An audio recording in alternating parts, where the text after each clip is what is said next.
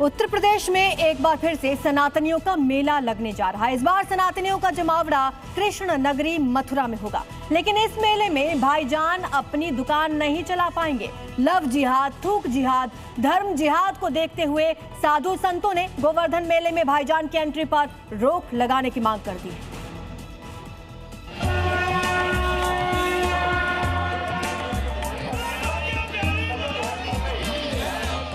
कृष्ण नगरी मथुरा में लगेगा सनातन का सबसे बड़ा मेला।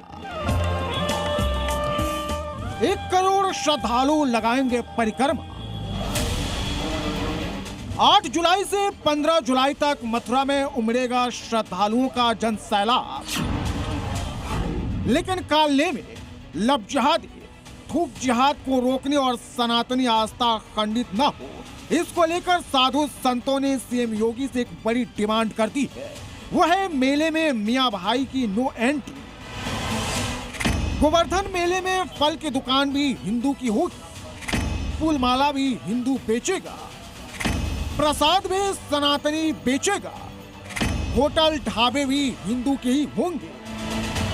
गोवर्धन मेले से पहले श्री कृष्ण जन्मभूमि संघर्ष न्यास के अध्यक्ष पंडित दिनेश फलाहारी महाराज ने अब भाईजान की दुकान और उनकी एंट्री को लेकर मोर्चा खोल दिया।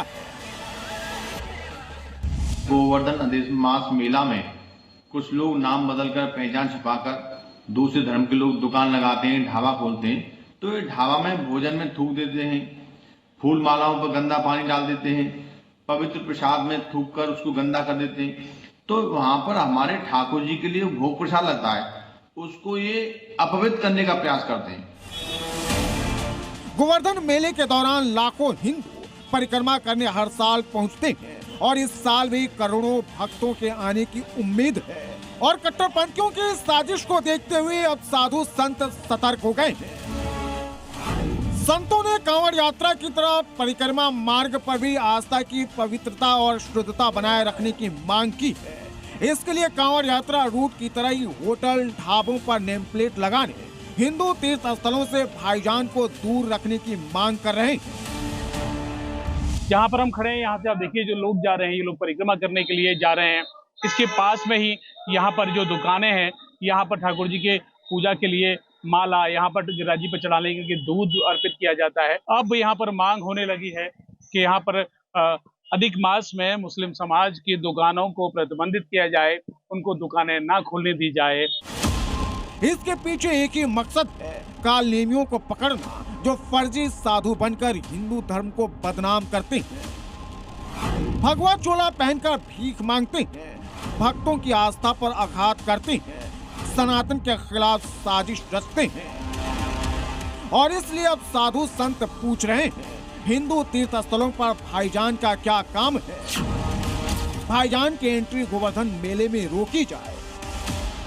दिनेश फलाहारी बाबा ने फिर एक बार नफरती चिट्ठी लिखी है। मजहबी रहनुमा का काम है कि वो दिलों को जोड़े, और फलाहारी बाबा तो लोगों के दिलों को तोड़ने का काम कर रहे हैं। कुछ लोग अपना व्यक्तिगत स्वार्थ साधने के लिए कुछ भी स्टेटमेंट देते रहते हैं, उनका कोई लेना देना नहीं। समाज का कोई भी व्यक्ति हमसे नाराज नहीं है। हमारे यहाँ सभी लोग आते जाते हैं, हम सबके यहाँ आते जाते हैं। ये भी बेचारे दुकान कर रहे हैं, 5-7 दुकान है अपनी मोमडनों की। तो ये भी सब हिंदू लोगों ने ही दुकानें दे रखी है इनको रेंट पर, लेकिन हिंदू रह रहे हैं यहाँ पर। और वैसे हिंदूवाल क्षेत्र है, यहाँ कोई परेशानी नहीं है, सब शांति से प्रेम से रह रहे हैं। दानघाट के मंदिर के पास में कोई भी किसी प्रकार की परेशानी नहीं है। मथुरा के गोवर्धन में गुरु मुड़िया पूर्णिमा मेला करीब 450 सालों से लग रहा है। इस बार भी मेले की पूरी तैयारी हो गई है। श्रद्धालुओं की सुरक्षा और सुविधाओं का खासा ध्यान रखा गया है।